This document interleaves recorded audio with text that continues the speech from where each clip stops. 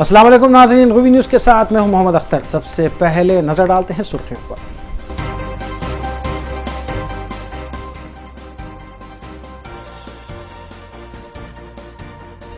उत्तर प्रदेश की समाजवादी हुकूमत हर महाज पर नाकाम, मुसलमानों को 18% तहफ़्फ़ुज़ात का वादा फरामोश कर दिया गया। सदर मजलिस बैरिस्टर असदुद्दीन ओवैसी का उत्तर प्रदेश में रोड शो।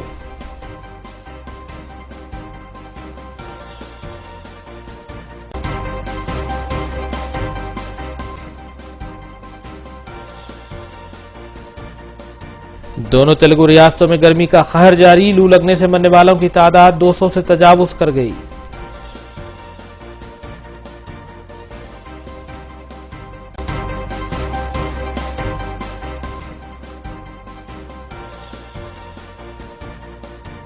इंतखाबी मंशूर में किए गए वादों को पूरा करने वाली सिर्फ टीआरएस हुकूमत, रियासी वज़ीर फाइनेंस ई राजेंद्र ने किया दावा।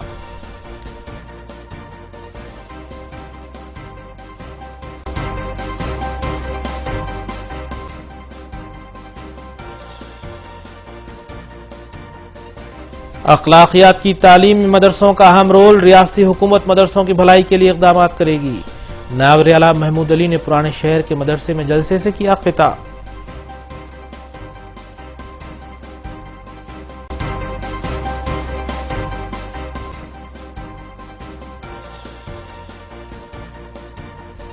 South zone task force team और मलकपेट पुलिस ने मूसारामबाग के एक मकान में धावा करते हुए मिलावटी घी तैयारी के रैकेट को किया बेनकाब।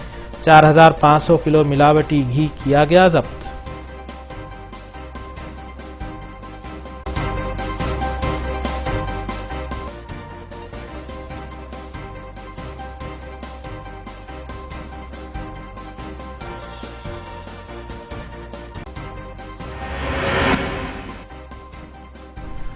अब खबरें तफसील से। सदर कुल हिंद मजलिस इत्तेहादुल मुस्लिमीन व रुकने पार्लिमान हैदराबाद बैरिस्टर असदुद्दीन ओवैसी का दौरे रियासत उत्तर प्रदेश जारी है। सदर मजलिस बैरिस्टर ओवैसी ने मुख्तलिफ इलाकों में रोड शो में हिस्सा लिया और आवाम से कई मुकामात पर खिताब भी किया। सदर कुल हिंद मजलिस इत्तेहादुल मुस्लिमीन व रुकने पार्लिमान हैदराबाद बैरिस्टर असदुद्दीन ओवैसी ने हुक्मरान जमात समाजवादी पार्टी पर शदीद तनकीद करते हुए कहा कि समाजवादी पार्टी ने अपने इंतखाबी मंशूर में मुसलमानों को 18% तहफ़्फ़ुज़ात देने का वादा किया था, लेकिन ताहाल वो वादा वफा न हो सका।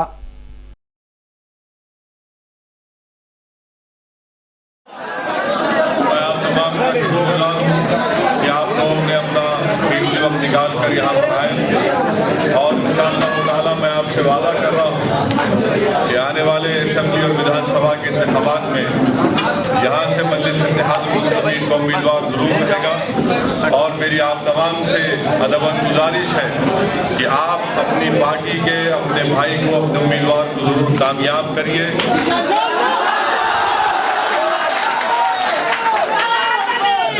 उत्तर प्रदेश के सियासत में हम तमाम को एक नया इनकलाब बर्पा करना है और जरूरी इसलिए मेरे अजीज दोस्तों कि समाजवादी पार्टी की हुकूमत हर महाज पर नाकाम साबित हुई है।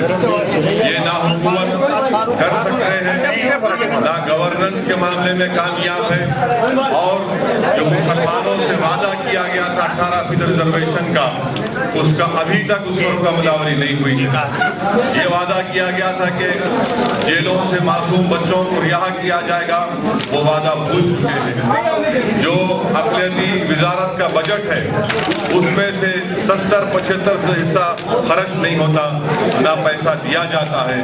ये तमाम चीज़ें हैं जिसका रास ताल्लुक हमारी तालीम, हमारी समाजी तरक्की से है और इसलिए बेहद ज़रूरी है कि उत्तर प्रदेश की असेंबली में, विधानसभा में आपकी एक बेबाक आवाज़ हो जो जाकर उस ऐवान में आपके हक के लिए, आपके इंसाफ के लिए आवाज़ उठा सके। फिर खास और हमारे वतन अजीज हिंदुस्तान में जो 90% अवाम आज महंगाई के बोझ से गुर्बत के सफ़ों में जिंदगी गुजार रही है, आज उनके इंसाफ के लिए हमको लड़ना है।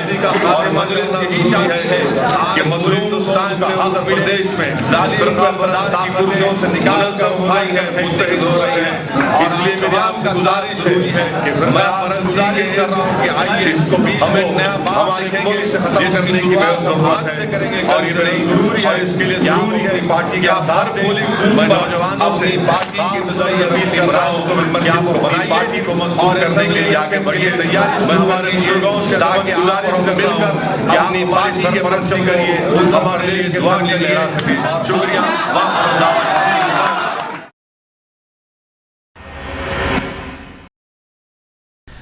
टीआरएस रुकने पार्लियामेंट सुमन ने बताया कि 27 अप्रैल को जिले खम्मम में प्लेनरी इजलास सुबह 10 बजे से 2 बजे दिन तक मुनक्किद होगा, जबकि उसी रोज शाम में एक जलसेआम का इनेकाद अमल में लाया जाएगा जिसमें लाखों अफराद की शिरकत मुतवक्को है। उन्होंने कहा कि पालेरू ज़िमनी इंतखाबात में टीआरएस उम्मीदवार की भारी अक्सरियत से कामयाबी होगी। टीआरएस में पार्लियामान सुमन ने मीडिया से बात करते हुए कहा कि 27 अप्रैल को जिले खम्मम में सुबह 10 बजे से 2 बजे तक प्लेनरी इजलास मुनक्किद होगा और इसी रोज शाम में जलसेआम का इनेकाद भी अमल में लाया जाएगा जिसमें लाखों अफराद की शिरकत मुतवक्को है। उन्होंने बताया कि जिले खम्मम के पालेरू असेंबली नशिस्त पर मुनक्किद होने वाले ज़िमनी इंतखाबात में टीआरएस उम्मीदवार टी नागेश्वर राव भारी अक्सरियत से कामयाबी हासिल करेंगे और अपोजिशन उम्मीदवारों की जमानतें जब्त हो जाएंगी।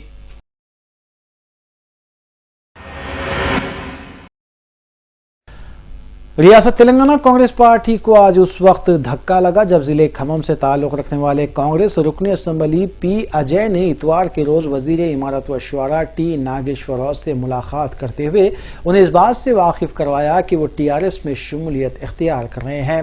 पी अजय 25 अप्रैल को वजीर आला से मुलाकात करेंगे और 27 अप्रैल को टीआरएस में शमूलियत इख्तियार करेंगे। तेलंगाना कांग्रेस पार्टी को आज उस वक्त धक्का लगा जब जिले खम्मम से ताल्लुक रखने वाले कांग्रेस रुकन असेंबली पी अजय इतवार को वज़ीर इमारत और शुआरे टी नागेश्वर राव से मुलाकात करते हुए उन्हें इस बात से वाकिफ करवाया कि वो टीआरएस में शमूलियत इख्तियार कर रहे हैं।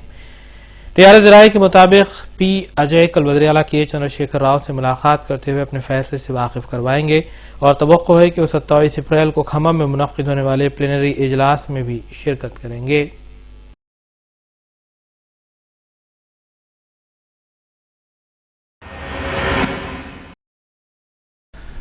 वज़ीर फाइनेंस डी राजेंद्र ने बताया कि मुल्क भर में टीआरएस हुकूमत ही वो वाहिद हुकूमत है जो इंतखाबी मंशूर में किए गए वादों को रूबे अमल ला रही है।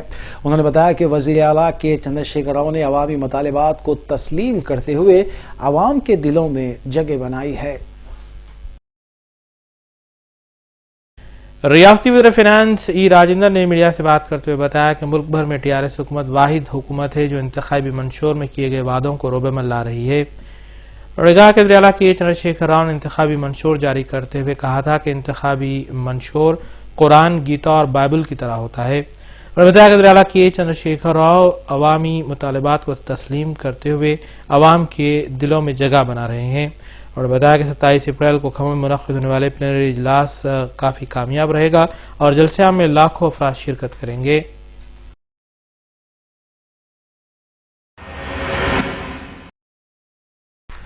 टीआरएस ग्रेटर हैदराबाद के कायदीन और कॉरपोरेटर्स के इजलास को खिताब करते हुए नायब वज़ीर आला मोहम्मद महमूद अली ने बताया कि 27 अप्रैल को मुनक्किद होने वाले प्लेनरी इजलास में शिरकत के लिए अवाम में काफ़ी जोश व खरोश है, जबकि वज़ीर आईटी के.टी. रामा राव ने इस मौके पर बताया कि पालेरू ज़िमनी इंतखाबात में टीआरएस अपनी कामयाबियों का सिलसिला जारी रखेगी।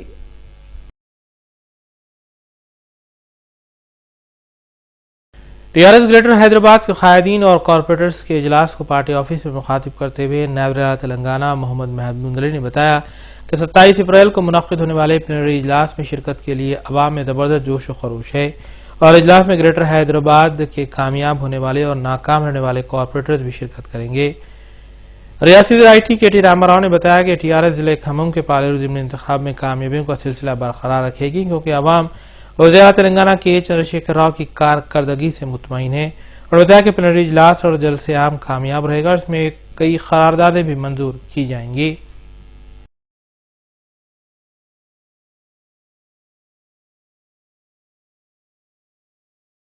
మొట్టమొదటిసారిగా ఎన్నో రకాల విజయాలను చవి చూసిన తర్వాత, ఎన్నో రకాలుగా ప్రజల మనసులు గెలిచి భారతదేశంలోనే ఈరోజు ఒక కొత్త చరిత్రకు, ఒక కొత్త రకమైన మరి సాంప్రదాయానికి నాంది ప్రస్తావన చేసిన తర్వాత, 2 ఏళ్ల పాలనలో అనేక విజయాలు నమోదు చేసుకున్న తర్వాత జరుగుతున్న మొట్టమొదటి ప్లీనరీ సమావేశం ఏప్రిల్ 27 నాడు మన పార్టీ ఆవిర్భావ దినోత్సవం మీ అందరికీ కూడా తెలుసు. మరి ఈ సందర్భంగా కొత్తగా గెలిచిన గౌరవ కార్పొరేటర్లు, అదే రకంగా హైదరాబాద్లో ఈరోజు చరిత్రలో ఏ పార్టీ సాధించినంత గొప్ప విజయాన్ని సాధించి రికార్డులు బద్దలు కొట్టి ఈరోజు గొప్ప మెజారిటీని సాధించి మరి గెలిచిన తర్వాత టీఆర్ఎస్ పార్టీ నాయకులందరూ కూడా హైదరాబాద్లో పార్టీ ఎంత బలంగా ఉందో, గౌరవ ముఖ్యమంత్రి గారి సారథ్యంలో పార్టీ రేపటి రోజున ఏ రకంగా ఎదగబోతా ఉందో అన్ని రకాలుగా కూడా ప్రజల్లో ఒక గుర్తింపు సంపాదించుకున్న తర్వాత జరుగుతున్న మొట్టమొదటి ప్లీనరీ కాబట్టి మీరందరూ కూడా దయచేసి ఈ కార్యక్రమానికి పెద్ద ఎత్తున హాజరు కావాలనేది మొదటి విజ్ఞప్తి. గౌరవనీయులు శ్రీనివాస్ యాదవ్ గారు చెప్పినట్టు 27 తారీఖు నాడు మరి 2 రకాల కార్యక్రమం ఉంది. ఉదయం ప్రతినిధుల సభ, మరి అందులో దాదాపు 4000 మంది ప్రతినిధులతో ప్రతినిధుల సభ జరగబోతా ఉంది. సాయంత్రం అదే రోజు ఒక బహిరంగ సభ అక్కడే ఖమ్మం పట్టణంలోనే జరుగుతూ ఉంది. తదనంతరం మనందరం కూడా మళ్ళీ హైదరాబాద్ చేరుకోవాల్సిన అవసరం ఉంది. అయితే ఎవరైతే ప్రతినిధుల సభకు హాజరు కాబోతా ఉన్నారో వారందరికీ ఇప్పటికే పార్టీ నుంచి కొంతమందికైనా ఆహ్వానాలు వచ్చి ఉండాలి, మిగతా వారికి కూడా రాని వాళ్ళకు కూడా వస్తాయి. వారందరికీ కూడా నా విజ్ఞప్తి ఏమంటే, గౌరవ మంత్రి గారు కూడా మీకు చెప్తారు, 26 తారీఖు నాడు సాయంత్రమే ఖమ్మం పట్టణానికి చేరుకొని అక్కడే ఉండి షార్ప్గా ఉదయం 10 గంటలకు సమావేశం ప్రతినిధుల సభ ప్రారంభమవుతుంది. కాబట్టి 26 తారీఖు నాడు సాయంత్రమే అక్కడికి చేరుకునే విధంగా అందరూ కూడా సమాయత్తం కావాలనేది మొదటి విజ్ఞప్తి. రెండవది, ప్రతినిధుల సభ ముగిసిన తర్వాత మరి ప్లీనరీలో దాదాపుగా ఒక 15 రకాల అంశాల మీద తీర్మానాలు కూడా ఏవైతే ఉంటాయో, రాజకీయపరమైన తీర్మానాలు, రాష్ట్ర అభివృద్ధికి సంబంధించిన అంశాలు, అదే రకంగా హైదరాబాద్ మహానగరానికి సంబంధించిన ప్రత్యేకమైన అంశాలు ఇవన్నీ కూడా ఉంటాయి. కాబట్టి అవన్నీ చూసుకున్న తర్వాత, ఆ తీర్మానాలు ఆమోదించుకున్న తర్వాత సాయంత్రం పూట బహిరంగ సభ ఏదైతే ఉంటుందో అందులో కూడా పాల్గొని మనం అదే సాయంత్రం అందరం కూడా తిరిగి రావచ్చు. మరి ఈ ప్లీనరీ సమావేశాలు, అదే రకంగా మరి మన బహిరంగ సభ ముగిసిన తర్వాత ఇంకొక ముఖ్యమైన ఘట్టం కూడా అదే ఖమ్మం జిల్లాలో ఉంది. ఖమ్మం జిల్లాలో నిజానికి పార్టీ ప్లీనరీ సమావేశాలు జరగడం ఇది మొదటిసారి. పార్టీ ఆవిర్భవించిన 2001 నాటి నుంచి నేటి వరకు, అంటే 15 సంవత్సరాల్లో మొట్టమొదటిసారిగా మనం ఖమ్మం జిల్లాలో ఈ సమావేశాలు చేసుకోబోతా ఉన్నాం. కాబట్టి ఈ సమావేశాలకు ఎనలేని ప్రాధాన్యత ఉన్నది. ఎందుకంటే పార్టీ విస్తరణలో భాగంగా గతంలో తెలంగాణ రాష్ట్ర సమితికి పట్టులేని ప్రాంతం అనే ఒక అభిప్రాయం ఉండేది కొన్ని ప్రాంతాల పట్ల. హైదరాబాద్ మహానగరం పట్ల, ఖమ్మం పట్ల కొన్ని అభిప్రాయాలు ఉండేది. కానీ గ్రేటర్ హైదరాబాద్ కార్పొరేషన్ ఎన్నికల్లో మనం సాధించిన విజయంతో నిన్న ఒక గౌరవ శాసనసభ్యుడు కూడా ముఖ్యమంత్రి గారికి చెప్పడం జరిగింది, ఖమ్మం కార్పొరేషన్ ఎన్నికల్లో మనకు వచ్చిన ఫలితం కూడా ఖచ్చితంగా గ్రేటర్ హైదరాబాద్ ఎన్నిక దాని మీద ప్రభావం కూడా పెద్ద మొత్తంలో పడిందని చెప్పి కూడా వారు చెప్పడం జరిగింది. అందుకే రేపటి రోజున ఖమ్మం జిల్లాలోని మరి 10 నియోజకవర్గాల్లో కూడా టీఆర్ఎస్ పార్టీ ఒక అజేయమైన శక్తిగా ఎదగాలి. ఈ జిల్లా ఆ జిల్లాని కాదు, తెలంగాణలోని 10 జిల్లాల్లో కూడా టీఆర్ఎస్ ఒక అజేయమైన శక్తిగా ఎదిగి రాబోయే రోజుల్లో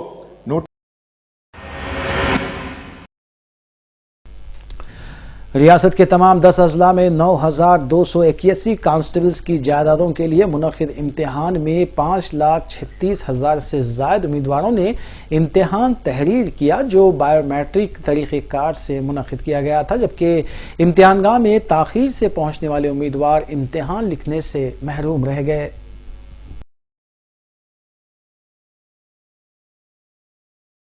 रियासत के तमाम 10 अजला में 1,132 मराकिज़ पर 9,281 कांस्टेबल्स की जायदादों के लिए मुनक्किदा इम्तिहान में 5,36,000 से जायद उम्मीदवारों ने शिरकत की, जो बायोमेट्रिक तरीक़ेकार से मुनक्किद किया गया। इम्तिहान में शिरकत करने वाले तलबा के फिंगर प्रिंट्स भी लिए गए। ज़राए के मुताबिक हैदराबाद के कई एक मराकिज़ पर ताख़ीर से पहुंचने वाले उम्मीदवार इम्तिहान तहरीर करने से महरूम रहे, क्योंकि क़ब्ल वक्त इत्तला दी गई थी कि वक्त मुक़र्ररा पर मराकिज़ को पहुंच जाना चाहिए।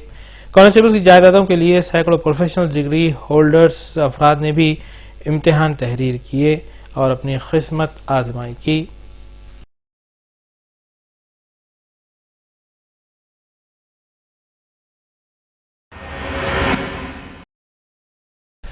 नायब वज़ीर-ए-आला तेलंगाना मोहम्मद महमूद अली ने मुस्तफ़ा नगर फलकनुमा में वाक़ मदरसा इस्लामिया रियाजुल उलूम में मुनक़िदा जलसे में मेहमान खुसूसी की हैसियत से शिरकत की और खिताब किया। मौलाना हुसामुद्दीन सानी अलमारूफ जाफ़र पाशा ने जलसे की निगरानी की, जबकि मौलाना सैयद सिद्दीक़ हुसामी खादरी ने जलसे की सदारत की। उलमाए इकराम, मशाइख़ निज़ाम के अलावा डिप्टी मेयर बाबा फसीउद्दीन ने भी जलसे में शिरकत की और खिताब किया।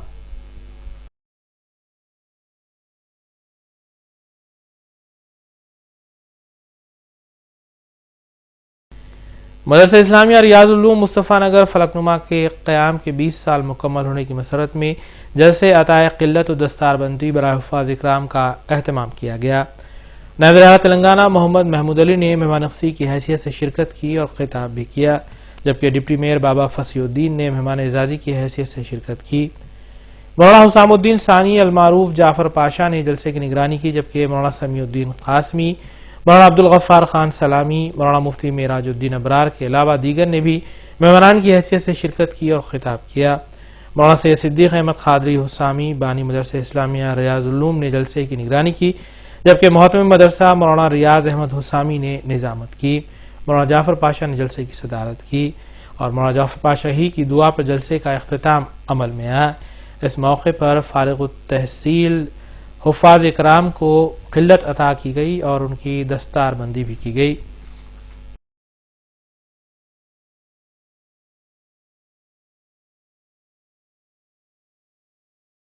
मुझे बहुत खुशी हुई यहाँ पर बहुत से बच्चे हिफ्ज़ करते हुए वो लोग मैट्रिक और इंटरमीडिएट का एग्ज़ाम भी लिखे। यकीनन मुसलमान दोनों जगह भी तरक्की करना चाहिए। कुरान तो बहुत बड़ी बात है, जो कुरान हिफ्ज़ कर लेता है तो यकीनन दुनिया का बादशाह वक्त से भी बड़ा इंसान होता है। अल्लाह ताला के पास उसका बहुत बड़ा ऊँचा मुकाम है। उसके साथ साथ हम दुनिया में भी तरक्की करना चाहिए। दुनिया में भी हमारे बच्चे IAS IPS बनना चाहिए, बड़े बड़े सियासी कायदीन बनना चाहिए, हर शोबे हयात में तरक्की करना चाहिए। और इन हाफिज़ बच्चों को मैं दिल की गहराइयों से मुबारकबाद देता हूँ, जिन्होंने कुरान को किया। अल्लाह ताला ने जिस वक्त कुरान नाजिल किया, जब उन्होंने इरशाद फरमाया तो कुरान में क़यामत तक ज़ेर ज़बर में का फ़र्क नहीं आएगा, इस वजह से नहीं आएगा, यकीनन यही हाफिज़ लोगों की वजह से नहीं आएगा। और हमारे इमाम साहब किबला जो हमारे सुन्नी शाह मस्जिद की इमामत करते हैं, बहुत वहाँ पर लोगों को। वक्त के बाद दोबारा आपका खैर मक़दम है। संतोष नगर इलाके में मंजिसी डिवीजन कॉरपोरेटर डॉक्टर समीना ने मुफ्त खतना कैंप का इफ्तिताह अंजाम दिया, जहां इस कैंप से रुजू होने वाले बच्चों की मुफ्त खतना की गई। इस मौके पर सरगर्म मंजिसी कारकुनान के अलावा मेडिकल अमला भी मौजूद था। वाज़ेह है कि मौसम गर्मा में कई मुकामात पर खतना कैंप का एहतमाम किया जाता है ताकि मुस्तहिक अफराद इन कैंप से इस्तिफादा कर सकें। इस खतना कैंप में मोहम्मद बाखिर और शेख वहीद ने इंतजाम किए थे।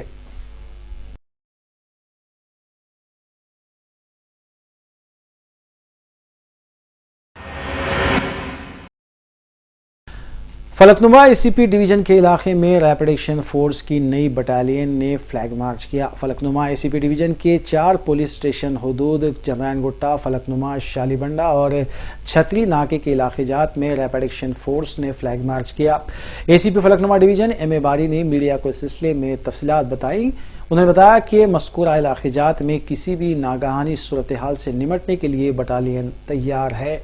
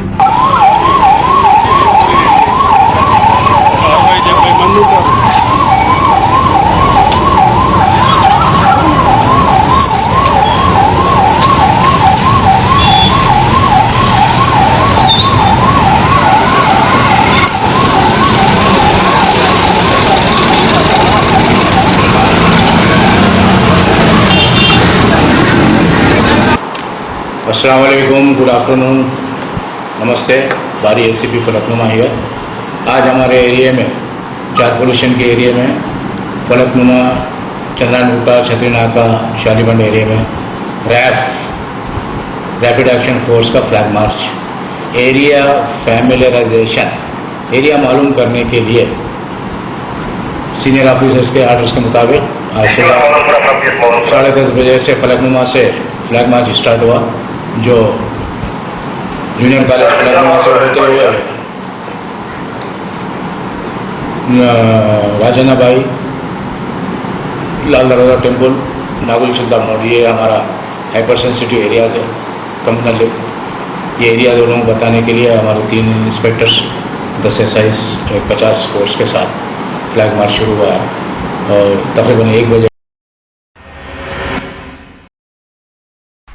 South zone task force team ने मुसाराम बाग में वाक़ एक मकान में धावा करते हुए मिलावटी घी की तैयारी के रैकेट को बेनकाब किया और इसके सरगना को गिरफ्तार करते हुए तकरीबन 4500 किलो मिलावटी घी जब्त किया गया।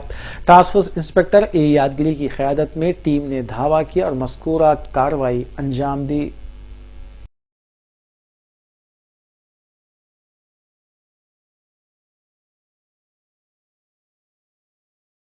मिलावटी मसालेजात और मुख्तलिफ अशिया की तैयारी के बाद मिलावटी घी तैयार करने का रैकेट भी बेनकाब हुआ है।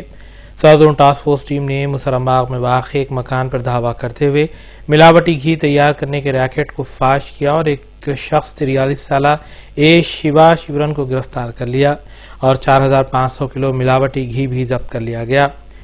एडिशनल डीसीपी टास्क फोर्स एनकोटी रेड्डी ने मीडिया को मस्कुरा यूनिट का दौरा करवाते हुए मिलावटी घी तैयार किए जाने वाले तरीक़ेकार से भी वाकिफ करवाया। मस्कुरा मिलावटी घी मुरुगन के नाम से मार्केट में फराहम किया जा रहा था। मलकपेट पुलिस के हमरा मुश्तरका कार्रवाई करते हुए इंस्पेक्टर ए यादगिरी ने इस रैकेट के सरगना को गिरफ्तार किया। इस मौके पर मलकपेट डिवीजन ACP के अलावा दीगर भी मौजूद थे।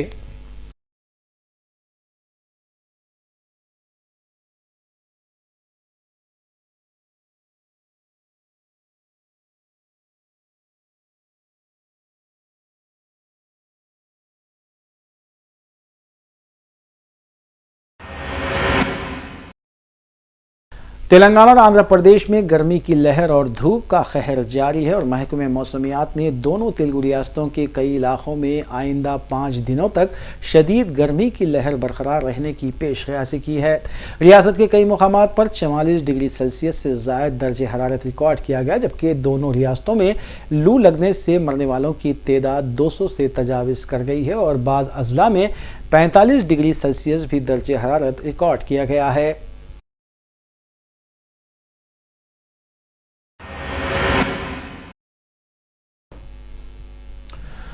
वज़ीर आज़म हिंद नरेंद्र मोदी ने नई दिल्ली में मुल्क भर की रियासतों के वज़राए आला और हाई कोर्ट के चीफ जस्टिसों की मुश्तरका कॉन्फ्रेंस का इफ्तिताह किया और इससे खिताब भी किया।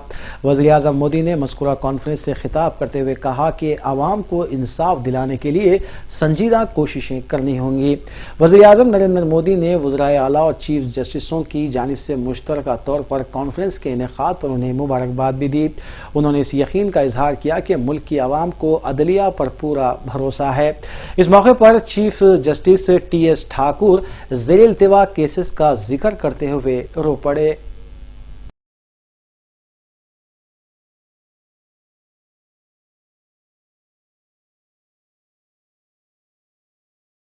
सुप्रीम कोर्ट का जन्म कब हुआ, क्या हुआ, वो सारा विस्तार से मुझे आज उस ज्ञान का भी लाभ मिला और उनकी पीड़ा भी मैं समझ सकता हूं कि अगर 87 में जो बातें हुई आज 2016 में भी वो 87 से अब तक जरूर कुछ कारण रहे होंगे या जरूर कुछ मजबूरियां रही होगी। मैं तो कभी उसकी डिटेल में गया नहीं हूं कि 87 में क्या हुआ था, कैसे हुआ था, लेकिन जब जगे तब सुबह, आगे हम कुछ अच्छा करें, पीछे का जो भी बोझ है उस बोझ को कम करते हुए हम आगे कैसे बढ़ें। कई कारण होंगे और एक प्रमुख कारण का वर्णन भी ठाकुर साहब ने किया कि स्ट्रेंथ अपने आप में एक बहुत बड़ा कारण है, लेकिन कुछ समाज जीवन में भी बदलाव आते हैं। इस बदलाव अब हम लोगों को मालूम है कि एक जमाना था जब गांव के में एक वैदराज होता था और पूरा गांव स्वस्थ रहता था। अब आज आंख का डॉक्टर हो गया, कान का डॉक्टर अलग हो गया, पैर का अलग हो गया, हार्ट का अलग हो गया, लेकिन बीमारी बढ़ती गई। तो ये समस्या समाज जीवन में कई प्रकार की आती होगी, कैसी होगी ये हम सबको चिंतन का विषय है कि क्या कारण है इसके। सरकार में भी मेरा ये मत है कि कानून बनाते समय जितनी चौकसी बरतनी चाहिए उतनी हमारे यहां उसमें कमी महसूस होती है। ड्राफ्टिंग से लेकर के, डिबेट से लेकर के कानून बनने तक। और वो एक सबसे बड़ा कारण बना है कि कोर्ट में इंटरप्रिटेशन को लेकर के बहुत बड़ी मात्रा में चीजें जाती है। अदरवाइज कानून जितना स्पष्ट हो कि कोई भी व्यक्ति निर्णय करे तो दुविधा कम रहे, धीरे धीरे उस एफिशिएंसी की ओर जाना पड़ेगा। दूसरा एक है कि हमारे यहां कानूनों का ढेर बहुत है। मैंने आते ही एक काम शुरू किया है कि इन कानूनों के बोझ से कैसे मुक्ति दिलाई जाए, सामान्य मानवी को कानूनों की संख्या कैसे कम की जाए। एक कमेटी बिठाई थी, करीब 1500-1700 ऐसे कानून ध्यान में आए हैं कि जो कभी 1800 साल के थे, कभी 1850 के, 80 के, 90 के, ऐसे ऐसे कानून, अरे अब वो कोई इरेलेवेंट हो चुके हैं। तो ऐसा, वरना क्या होता है, जिसको कोई काम रोकना है तो 200 साल पुराने कानून दिखा देता है कि देखिए ऐसा कानून था इसलिए तुम्हारा ये नहीं होगा, तो फिर वो कोर्ट में जाता है। तो ऐसी चीजें व्यवस्थाओं में काफी अड़चने कर रही हैं। सफाई चल रही है धीरे धीरे। मैं समझता हूं जितना समय मुझे मिला है उस समय का भरपूर प्रयास हम करेंगे। प्रक्रियाएं तेज गति से हो, जल्दी हो और आवश्यकताओं की पूर्ति के लिए प्रयास हो, ये सबका काम है, हम करते रहेंगे, करना चाहिए भी।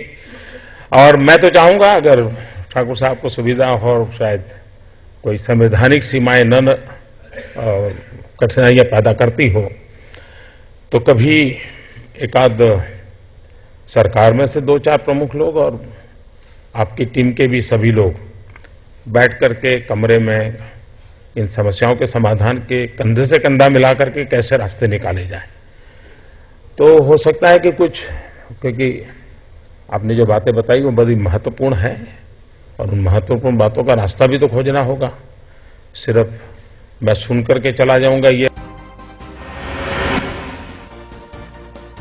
आखिर में सुर्खियां एक बार फिर।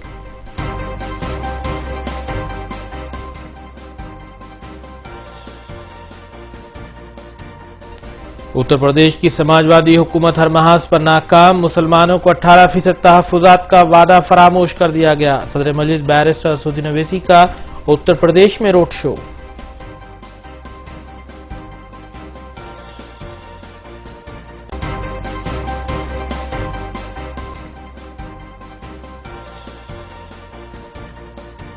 दोनों तेलुगु रियासतों में गर्मी का कहर जारी, लू लगने से मरने वालों की तादाद 200 से तजावुज कर गई।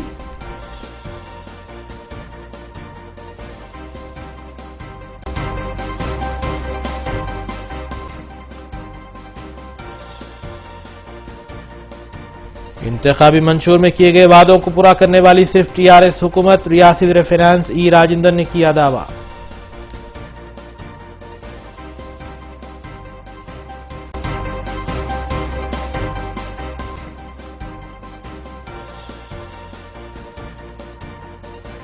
अखलाकियात की तालीम में मदरसों का अहम रोल, रियासती हुकूमत मदरसों की भलाई के लिए इक़दाम करेगी।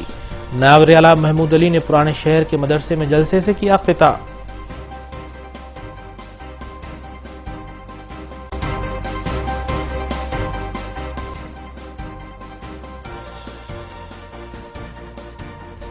South zone task force team और मलकपेट पुलिस ने मूसराबाग के एक मकान में धावा करते हुए मिलावटी घी तैयारी के रैकेट को किया बेनकाब। 4500 किलो मिलावटी घी किया गया जब्त।